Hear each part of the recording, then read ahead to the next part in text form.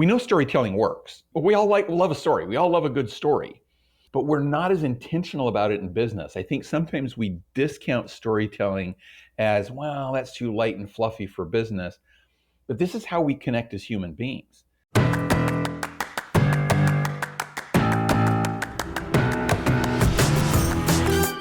Welcome to the Marketing Expedition Podcast, an auditory journey through the latest in marketing, branding, and advertising. Now, here's your Marketing Expedition guide, Ray Allen. On this week's episode of the Marketing Expedition Podcast, we get to speak with Mark Carpenter, and he is a serial storyteller. He teaches people how to lead intentionally by telling stories that teach, lead, sell, and inspire. He is the co-creator of the best-selling book and workshop, Master Storytelling: How to Turn Your Experiences into Stories That Teach, Lead, and Inspire. And so, yes, you guessed it. We're going to talk about storytelling as a leadership skill and ways to make your message stick and be memorable. And so stay tuned for that. But first, it's time for our Marketing Essentials moment, the basics that you need to help you continue to build your brand and your bottom line. Today's topic, I wanted to cover what I get asked a lot from other freelancers or people who are maybe wanting to become their own business. Maybe they got laid off. Maybe they are just not happy in the scenario that they're in, or they want to maybe start a side hustle. And because I teach marketing agency operations, my students have to go through the entire process of creating their own brand new agency. And because I've been doing this for 20 years, I felt like this could be a relevant topic to some of you who are listening now that may want to take the leap of faith and start your own either agency or your own business, whatever the case might be. And I want to give you a few things to consider as you go down this path and as you think about or consider what it is that you want to do and how you want to go about doing it and why you want to do it, all those things. So the first thing I think that is important to recognize is really understanding what it is that you want to create. Think with the end in mind and work your way backwards. Where do you want to be in 5 years from now, 10 years from now? And how do you want to get there? It can be a little overwhelming at first, I know. But when you're in your first year in business, you're going to be spending so much time trying to just cast the vision to get through survival mode before you can get to thriving. So if you can take some time and plan out what you want to do over a long period of time and what you want to do as an exit strategy or how you want to go about it, if you want to continue on, or if at some point you want to sell it to your employees if you have employees, or if you want to sell it to another agency or merge or buy or acquire, right? So lots of things to consider how you want to plan out the length of your agency and or business that you want to create. And then from there, again, work from the with the end in mind. And then from there, how are you going to approach your pricing structure so that you make a profit? Are you going to pay yourself right away? Are you going to hire employees right away? Or are you going to have to build up to that to where you can? And there's really no right way or wrong way to price your services. There's all kinds of theories and thoughts about how to go about it. If you're going to be a retainer based, if you're going to be per project based, if it's just going to be time and materials where you're trading dollars for hours, are you going to have flat fees? Are you going to be a value based organization? Lots of things to consider before you start. And really a common pitfall that approaches when we think about pricing is we want to mimic somebody who's been in business for a really long period of time, who has lots of examples and case studies and things that they can draw on, experiences that they've already had. Whereas when you're brand new, you may not be able to charge what the industry veterans are charging.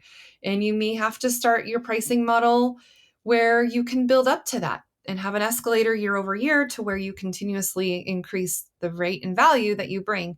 Because when you first start, you're not as experienced and you don't have as many experiences to draw on that can help you have that value that a bigger, more long-term, reputable company has created. So how are you going to structure your pricing over the period of time so that you become profitable at some point? So creating pro formas. And pro formas are basically forecasted documents that you will use to understand how much profit and how much revenue you need to make and what your costs are going to be, and including all of the costs that you can possibly think of, and then adding in a little bit more of a contingency budget above and beyond what you actually think it will take. Because inevitably, there's going to be undiscovered pricing and costs that come up that you just don't know about, and things and opportunities to promote your business that you don't know about at this time. So build in some budget to have some contingency, have some cushion there, and make sure that those pro formas that you create are realistic. Are you really going to get X number of clients within the first year who are going to pay you X number of dollars? Maybe do it on the range where you have, if this, then that can happen, and you can reinvest in your own marketing for your own company, right?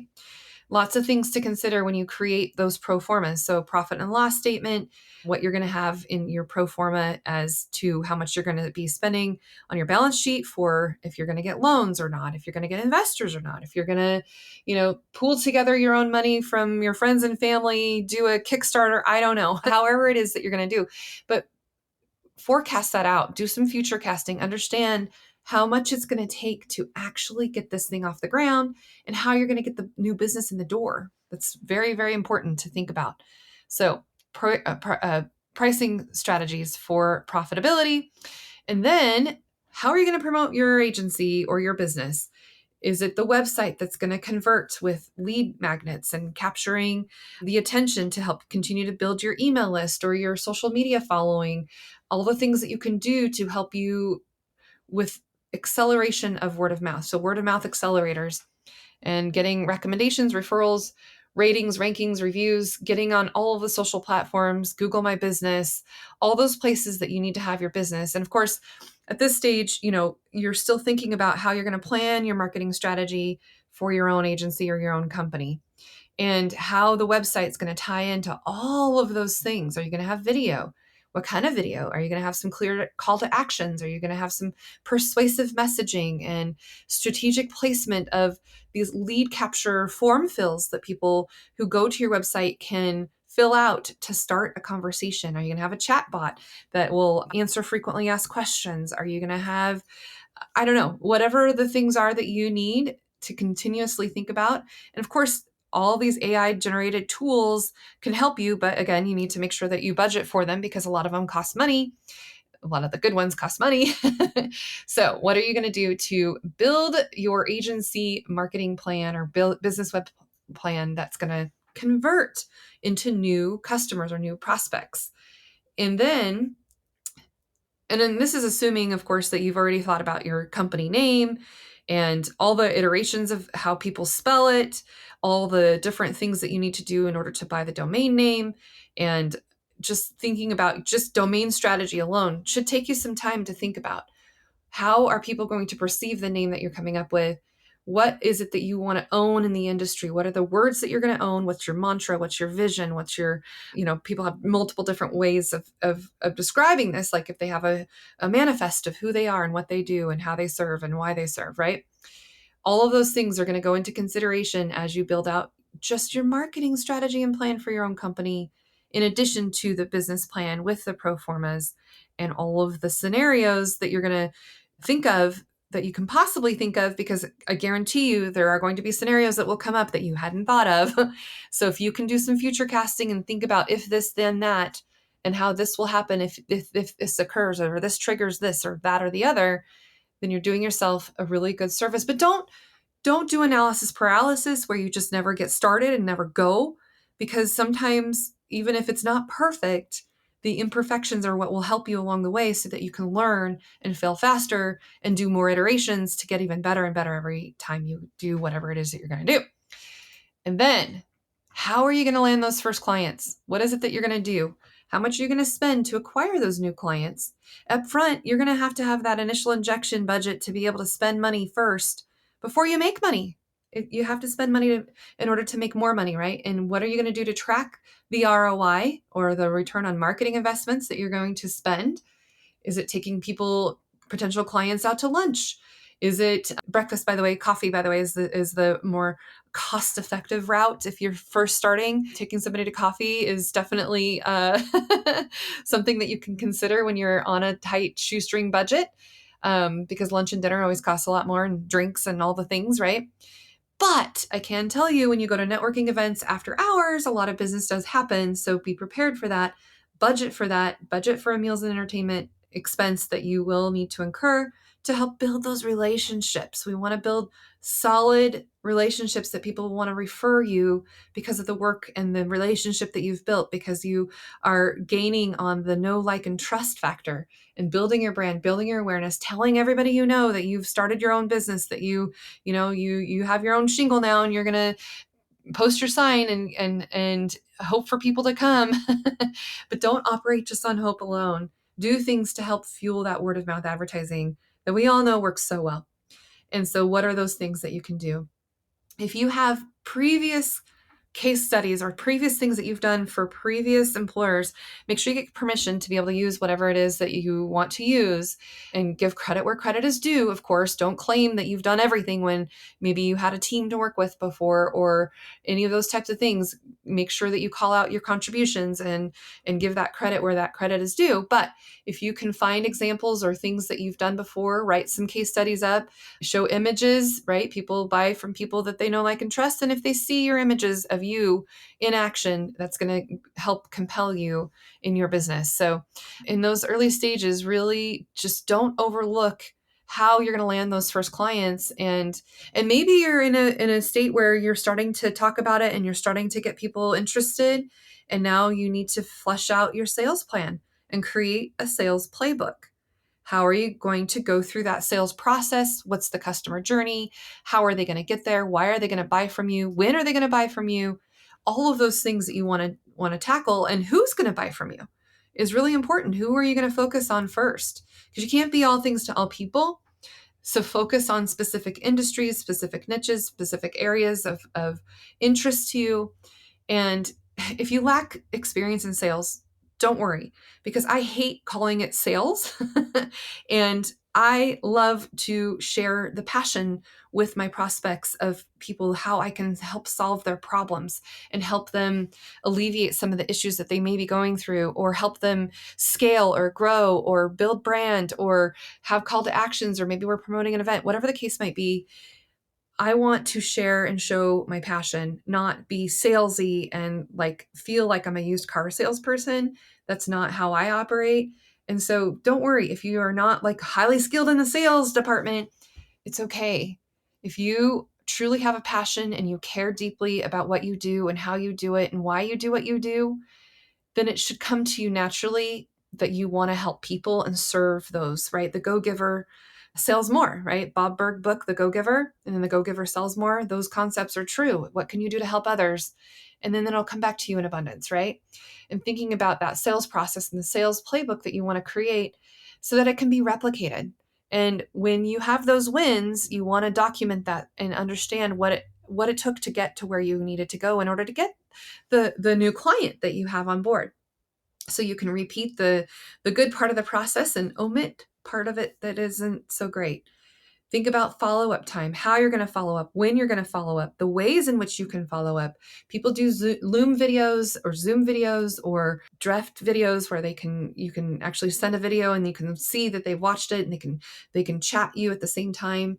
All kinds of different tools and techniques out there that you can have free trials for in some cases. Or, a solopreneur pricing, or maybe if you're going to resell whatever tool it is, then you get in on the agency and then you can become an affiliate and then resell it to others, and then it helps pay for it, right? All those types of things to consider as you build your brand, your business, your agency, if that's what you're doing. Anyway, those are some things that to consider even before you get started. And then really it's going to be working at it consistently, getting some time blocking in so that you don't feel so scattered and all over the place. For example, I don't usually take client meetings on Mondays or Fridays. I try, unless it's an event and you can't avoid it, right? And I have certain days that I do my podcast recording. I have a time block for that.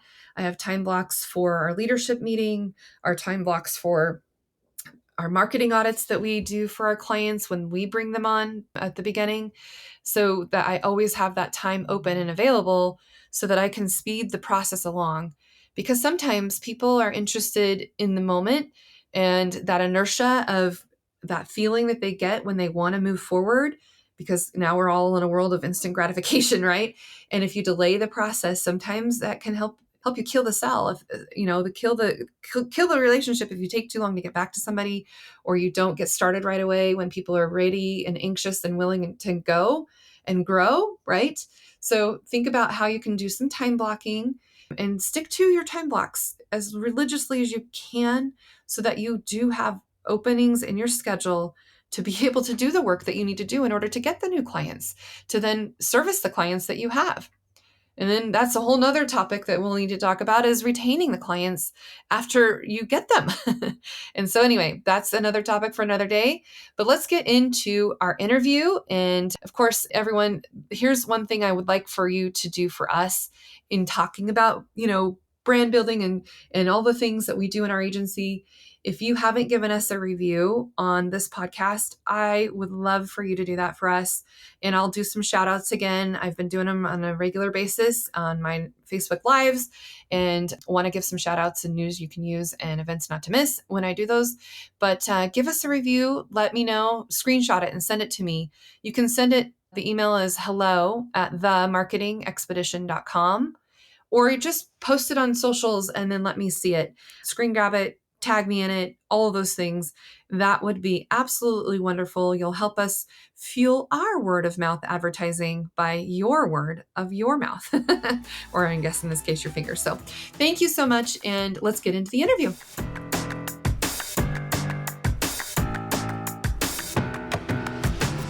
Welcome to the Marketing Expedition podcast. I'm your host, Ray Allen. I am the president and CEO of Peppershock Media and the founder of the Marketing Expedition community. And today's guest, we have Mark Carpenter on the show. Welcome to the show, Mark. Thank you, Ray. So glad to be here with you. Well, I'm glad to have you here. I hear you're on a little bit of a trip to Miami, normally from Salt Lake, but you're enjoying the sun, are you? Yeah, I've been enjoying sun and rain. It's been raining quite a bit down here too, but I'm also anxious to get home where it doesn't have the level of humidity that it has here. Aha, right. Yes, the humidity. We took a trip to Walt Disney World last summer, and definitely was the humid, hot. Yeah. It's a little different than dry Idaho, that's for sure. Yeah, or dry Utah where I'm from. So Yep. yeah, we understand each other. That's right. Well, Mark, let's share a little bit more about you and kind of how you got to what you do now, and just give us a little trip down memory lane, and then we can talk more about what's going on today.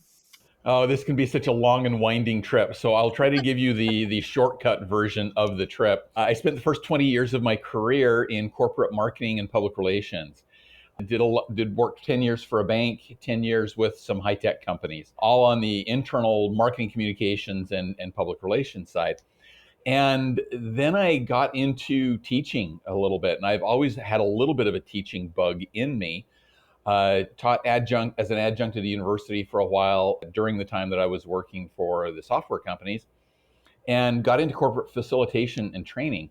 And from there, developed some content around how you use storytelling as a leadership skill to teach, lead, sell, and inspire. And with a friend of mine about 6 years ago, wrote a book called Master Storytelling: How to Turn Your Experiences into Stories That Teach, Lead, Sell, and Inspire. And so that's what I do now, is I teach people to be more effective, more intentional in their storytelling. And I'm developing some additional concepts around leadership training, particularly for emerging leaders. So that's really a great way to continue to build on, is through the storytelling. Can you give some examples of maybe some success stories or things that you've been able to help some of your clients with in that space, as far as storytelling, and kind of some things that we can sink our teeth into as to what's happened? Wow. Now my problem is narrowing it down to where I want to go with this. I'll go with this example.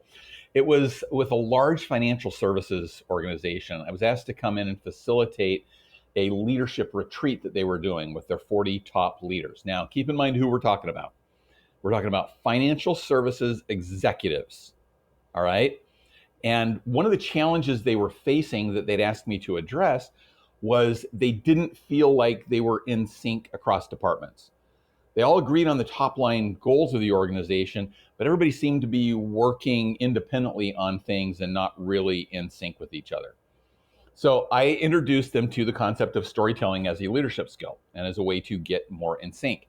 Now think about the looks that I was getting from financial services leaders when I told them, you should tell more stories. And you want me to do what now? oh, Ray, that perfectly captions the looks that I saw in people's faces as we were having this conversation. I remember we had a little break as I was in the middle of teaching them about storytelling, and I texted my co-author of Master Storytelling and said, I don't know this working with this audience.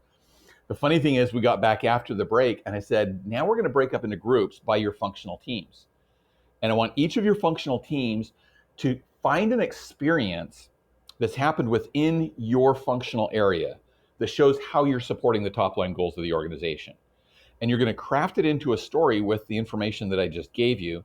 And then one of your people is going to stand up and tell that story. And this remarkable thing happened. The energy in the room just turned around. And they really jumped into it as teams. When they stood up and started telling their stories, they got responses from other teams like, I had no idea you were doing that. Hey, we're working on something similar. We need to collaborate more. And when they got to the end of it, they wanted to do another round. They wanted to tell another round of stories. Wow. And the greatest comment was at the very end when I said, what did you learn from this? And one of the senior executives said, I learned that storytelling is infinitely more compelling than data. Right. And they're a bunch of number geeks, right? Yeah. Think about the audience that's coming from. Yeah. I was like, wow, blow me away in that moment. But this organization reported back to me that even months later, leaders would stand up in a meeting and say, let me tell you the story of why we're here and what we're going to be talking about today. And they would use that as the foundation to help people understand not just what they're doing, but why. And that's one of the great powers of storytelling, is that it connects people on a deeper level. Absolutely. And I love that you just told the story about telling stories. Well, you wouldn't expect anything different from me, would you? Right. Well, tell me more. What other examples or kind of things that come to mind that you've been able to help your clients with? Because this is really helpful, I think, for those that are listening right now, how they could maybe incorporate some of this into their businesses and, share this with their people. Give us some more. This is good. Yeah, tell me more. Okay, so the next one that came to my mind was a large utility company. And they had every year an annual event where they would have people from different divisions stand up and present to the leadership team how they were doing, how their year went, how they were achieving or tying into the corporate mission, vision, and values. And their leader of training and development came to me and said, everybody stands up and shares their numbers, or everybody stands up and shares, we're doing good, we're really supporting this value, but they don't share how or why. And so I took them through our Master Storytelling workshop and then gave individual coaching to a few of them to stand up and tell the story that indicates how they're connecting to the values. So instead of saying, yeah, we're really supporting the value of teamwork, they stood up and shared, let me tell you an example of something that happened within our organization that demonstrates what we see as teamwork. And they were able to tell it in the form of a story. She said that completely turned that meeting around, that it used to be kind of a checkbox for everybody to just get through. And every once in a while, somebody would tell a compelling story, but they had much more consistent stories coming out. And everybody had a greater belief that, yes, we're living our values, because they could see the examples of it. Previously, it was like, I hope we're living those values. We're saying the right words.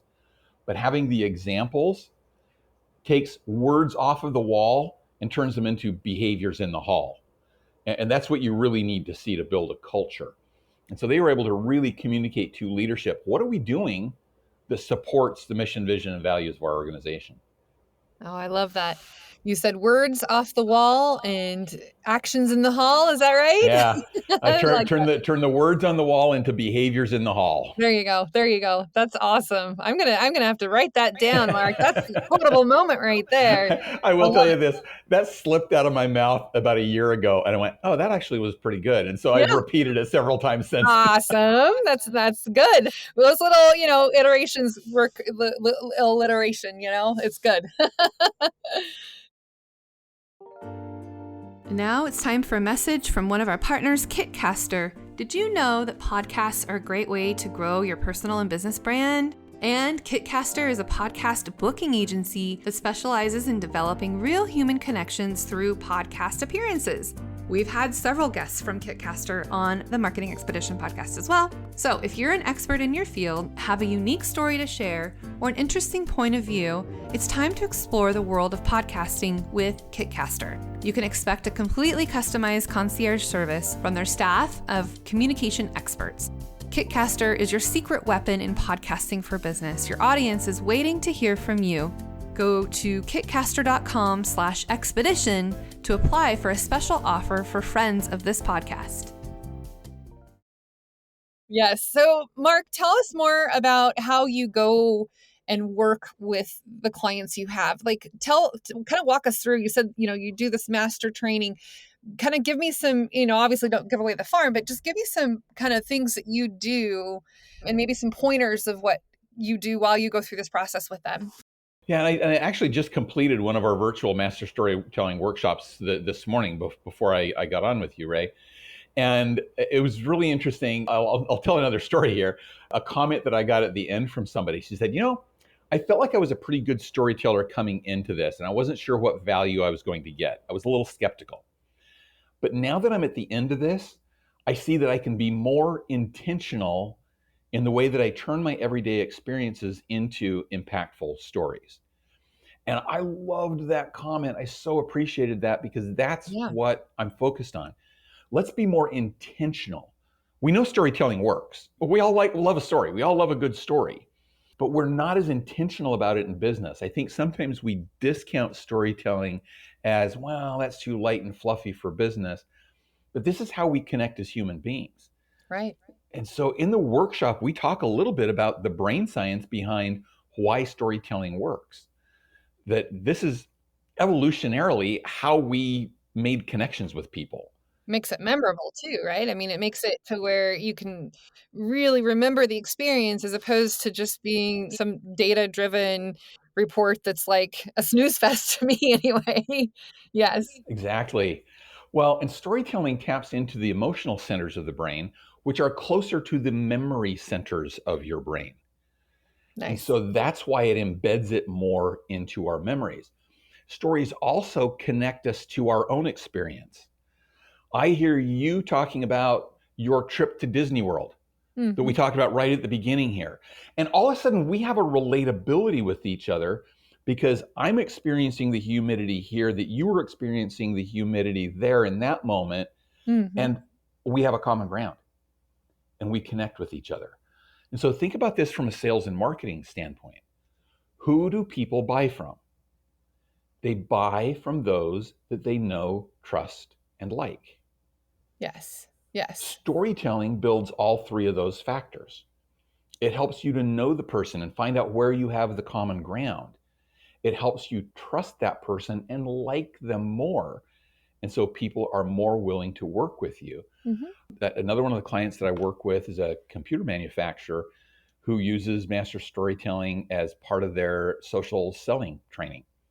And so they take their sales team, their North American sales team, through master storytelling and have them at the end present before a leadership team stories that they're going to use to help sell the products and the services that this company provides. And it's built that trust among their clientele that improves their ability, their capacity to sell things. And a lot of that it has to do with how our brains work when we hear effective stories. Yeah, I think it's powerful to hear stories and also to share testimonials. We record customer testimonials, and I love it when we can get people to kind of share how and why they want to, provide testimony to for our client and why they, love that brand so much and all the things. And it's so beneficial, especially when other people are touting you, not you yourself, but your own customers are saying cool things about you. Then it kind of transforms it, right? Yeah, I sometimes do an exercise that I picked up from Nick Westergaard out at the University of Iowa in the brand lab there. And I have people pair up, like at a meeting or a presentation that I'm doing. Mm-hmm. I say, tell each other where you work and what your company does. And they say, all right, now with the same person, I want you to tell this person about a brand that you love. Mm-hmm. And then I have them compare those two things. Because typically when we talk about where we work, we say, well, I work at a company that does this, and we serve this kind of people, and this is where we are in the market. But when you get people to talk about a brand they love, Mm-hmm. they're telling the story of the experience they had with that brand. Yeah. And so I encourage people, when somebody asks you where you work, talk about the experience that you have with your brand as a brand that you love. People will feel more passion in it. They'll remember it better. And it will actually build more interest for them in your organization and your products. Oh, I love that. I always say we have new shareholders now, not in the traditional sense of like investors, investing in our company. No, it's our employees. They hold the power to share the stories, right? In social media and in out and about when they're talking to people. So those are our true shareholders that we should really be paying attention to. I love that definition of shareholders. Now you can steal my words off the wall to behaviors in the hall, and I'm gonna steal your shareholders. I love it. That the biggest shareholders that we want to talk about are people who will share. Yeah. And who will share the value of the brand. And one of the other things that we do in the Master Storytelling Workshop is we teach people, how do you take those real life experiences, those day-to-day things that we run into, and turn them into compelling stories. Because you may have an experience with the brand, but you don't want to tell every little bit of it. You need to get to the point that you're trying to make. Mm-hmm. Sometimes you get people trying to tell the story, and they go on for so long that they lose people in the details. So the phrase we use a lot is, you got to learn to land the plane. Don't just be flying around looking for a runway. You got to know where you're going. What's the purpose of you telling this story? Because that will lead you on a direct path to landing the plane. And you want a smooth landing, right? Yep. Yes. And you want a smooth direct flight. You don't want people in the flight going, are we ever going to get there? And so we teach a very simple process, just a 3-step process to take your day-to-day experiences and turn them into compelling stories to teach, lead, sell, and inspire. No, that's really, I think, so helpful too, because sometimes when you're in networking settings and people are just going on and on and on and on and on, and it's like, man, does this guy ever shut up? Yeah, and most of the time, those people aren't even telling a story. They may be sharing an experience, or they may be sharing information. But that's the difference between there's a big difference between sharing information and actually telling a story. Because there's a structure that you can put to story that helps you get to that point and have greater impact. Well, let's talk a little bit about storytelling structure. And, there's lots of different things that you can incorporate. So yeah, share a little more, Mark. Sure. And there's all sorts of people who will give you processes and structures for storytelling. I mean, a lot of them base things on Joseph Campbell's Hero's Journey, which is, I think, an 18-step process. But when you're taking an everyday experience and turning it into a story that you want to only take like 2 to 3 minutes to tell, well, you don't have to worry about 18 steps. And some people teach 9-step process or a 12-step process. We have a 3-step process. Keep it simple. Yeah, you're looking for those numbers to go down every time I'm sharing, aren't you? Right. That's the KISS methodology, right? Keep it simple, silly. Yeah. I love it. Yeah, well, I'm glad you said silly, because I used to hear that as a different word. I know, I try. But we really look at it as a 3-step process. Give the introduction. The introduction sets the stage, and this you might even consider the current state. So where are you? Who's involved? What's the situation that's taking place? within this story. Okay, so it just sets the stage for what's going on. This is where you introduce the characters in the story so that people know how they relate to that character, to that person.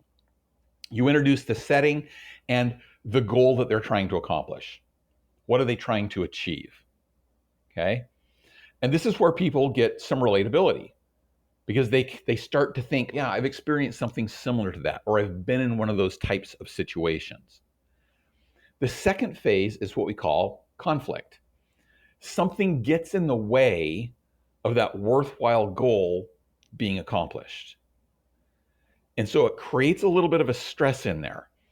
For the listener, it creates that moment where you say, what's going to happen? What's going to happen next here? Right? And then the final stage is we call the change. So what changes? What has to happen to get through that conflict so you either achieve a goal, or maybe you don't achieve the goal, but you learn a lesson from it? Okay. And so those are the three simple stages that we have. It's the intro, it's the conflict, it's the change. And that just helps people to organize and structure their thoughts. And while that's the way you tell the story, the most important thing to consider at the beginning is, what's the change? What's the lesson that I'm trying to get across to people here, so that they can see that end goal when I get to it. That's what helps people land the plane, because it helps you edit out the details that are extraneous to that point. If they're not serving the point that you're trying to make, leave the detail out. How much do you encourage people to incorporate some humor, or just, like entertainment as well as education? You're educating people, but like, how important do you think humor is in telling stories? I think it depends on the story. If it's appropriate for the story, yes, that's great. But if you're telling a story that's about a very serious subject, I'm not sure you want to get too much humor in there, because it could come across as you're not taking the subject seriously. Now, I tell a story. I told this in a speech that I gave yesterday about a time where I had a leader basically tell me that I had to put something in a press release that was not true. Oh dear. Yeah, this is a pretty serious subject. Now, Yeah. I could incorporate a little bit of humor in there. The kind of the apex to this story was when the CEO pointed his finger at me and says, "Look, I sign your paycheck. That means you do what I tell you to. Leave it in there. Get out of my office." Yikes. Okay, Oh now that's a pretty no. serious moment. But in that Yeah. moment, I stood there in totally dumb, stunned silence, because I didn't know what else to do. And Right. that creates a little bit of a lighter moment in there, but it was the reality of that moment, and it doesn't take away from the seriousness of the situation. The thing that particularly you don't want to do is, if you're in a very serious type of topic, let's talk diversity and different things like that, you don't want to get anything in there that makes it seem like you're making light of a serious topic. Right. Yeah, no, that makes sense. I mean, in your case, it was because of your own feelings, and so you can relate it to yourself, and you're not making fun of or poking fun at or making light of anybody else, but it's your own feeling, and people can relate with that. Yeah, that makes sense for sure. That's a great point on that too, Ray. Is I encourage people that don't make fun of other people. You can make more fun of yourself. Yeah. It's Yeah. okay to make fun of your own failings in the situation, but don't do that to other people. Yeah, it just makes you look bad. That's what I tell my kids all the time. It's like, if you complain about other people, it just makes you look worse than the people you're complaining about. So don't do it. Yeah, yeah, that's a lesson that more people need to remember. I know, it's so hard sometimes and not to feed into it for sure. So, Mark, any other thoughts on, if people wanted to work with you and, go through your master storytelling class? Can you kind of share a little bit more about how to go about that, and, encouraging people to tell stories more often? Yeah. Yeah, and I'll start that with some of the objections that I get sometimes. People will say to me, "Well, but nothing interesting happens in my life, so I can't be one that tells stories." Or they say, "But I'm just not a natural storyteller. This isn't my gift, so I don't have to use this." And I want to respond to those people that are listening right now that are maybe having those thoughts go through their head. Yes. Hmm. You do not have to have experiences like competing in the Olympic Games or walking on the moon to have valuable experiences that you share with other people that teach, lead, sell, and inspire. If you did walk on the moon, surely that would be a great That would be story. awesome. There's very few of those people who exist. And so don't worry about having to do that. Sometimes the way that I put it is, no, I've never argued a case before the Supreme Court, but I've had an argument with a coworker. Right. And so I can relate to that. I may not even be able to relate to the person that's arguing before the Supreme Court. The extraordinary lessons come out of the ordinary experiences of our lives. And so just look for those moments that you have an emotional reaction to something, whether it's fear or anger or sadness or joy or laughter or whatever it happens to be. If there's an emotional reaction to something, there's probably a lesson embedded in it. And so just pay attention to those moments and then start thinking about what's the lesson that can come out of that. Right. And then with a structure, we teach people how to not only tell their stories, but how to practice their stories. Storytelling is like any other skill. It takes work to develop it. It takes practice to develop it. Ray, the first time you did a podcast, that you were a host for a podcast, how good a podcast host were you? Yeah, not as good as it is now. I mean, after 200 episodes, I still feel like, we've got it a little bit more dialed in now. Yeah, I love both the points you made there. That the first, wasn't very dialed in, but you kept at it, you learned, you worked at it, you practiced, and 200 episodes in, you're still working at it. And Absolutely. We're all still working at this skill of storytelling because that's what it takes. It takes development. So I'd love to have people come join me. You can go to my website, master-storytelling.com. Look me up, Mark Carpenter, on LinkedIn. You can connect with me that way, and you'll see the Master Storytelling book over my shoulder in the picture that's there. I'd love to have you connect with us in any of those ways. We'd love to support your goals and your efforts, and really bringing greater humanity in the way that we work with people. That it's not just about the numbers. Numbers are important. It's important to have facts and figures and information, but help people understand what that means by telling the story of your brand, your product, your service, the values that your organization has. Everybody has an opportunity to teach, lead, sell, and inspire. And storytelling is a great way to help you to do that. Teach, lead, sell, and inspire. I love it. That's right up my alley for sure. Thank you, Mark. This has been really helpful. I hope that people who are listening can just think a little bit more about those stories you might tell people, right, Mark? Absolutely, because we do. We all have them.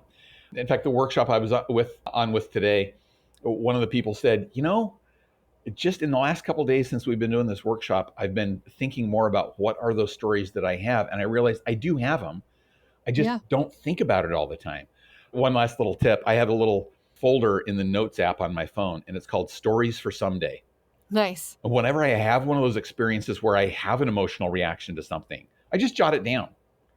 I may not even know where I'm going to use it or how or what lesson I'm going to teach from that, but I capture it. And if we're intentional about looking for those things in our lives, we all have experiences that we can learn valuable lessons from and that we can share those valuable lessons with others. Oh, that's a great idea, to capture the moments, and that way you can refer back to them. I love that. And, I like to capture quotable moments too. So similar, like I have notes in my phone with quotable moments. I'll take pictures or I'll kind of capture things that people said. So I'm going to have to input the wall to the hall. Awesome.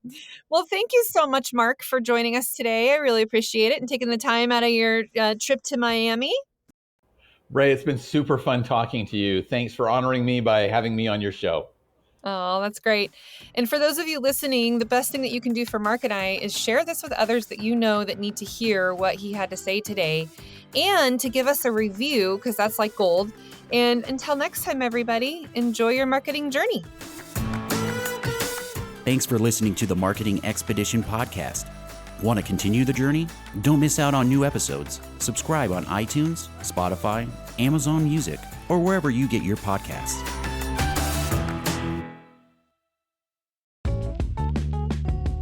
Wouldn't it be great if there was one place you can go to get all the latest information and tips about marketing and advertising? The Marketing Expedition community is that place. People like you gather in our online community to build relationships with others and find the latest marketing trends, tactics, tools, and technology. We help you build your brand and your bottom line. Start your adventure today. Visit themarketingexpedition.com to find out more.